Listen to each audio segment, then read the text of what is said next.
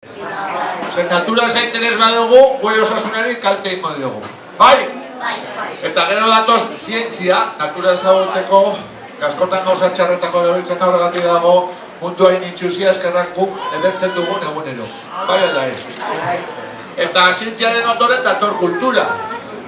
Nor garen, zer garen, munduari eman, mundutik jaso, kultura guretik. Eta bukatzeko elkartasuna. Opa elkartasuna! Eta musuan nahi zuzen ere, ematien diogu musu, naturari eta kulturari. Ze Euskal Herrian, eta mundu osoan, baina baita Euskal Herrian ere, naturatik eratorri egiten da kultura. Negua luze joaten bada, kantatzen bai dugu, naturari ez nadadik, naturatik dator ohitura. Lurrari dei egitarena, eta kantua dator eta dantza, eta datoz inauten dira, eta datoz joan lunak espiritu txarrak usatzeko.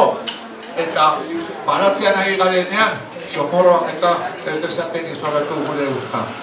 Eta dator uda, eta eguna luzatzen hasten da, eta udako solstizioari kantatzen diogu eta dantzatzen dugu suaren inguruan, ez aldara. Eta gero dator udazkena, eta dator negua. Eta neguarekin olez-olez kantatzen dugu Euskal Herri osoan eta olentzaro jaiozak eta gaidotik. Orduan, urte osoan zehar naturatik eratorritako kultura sortzen dugu.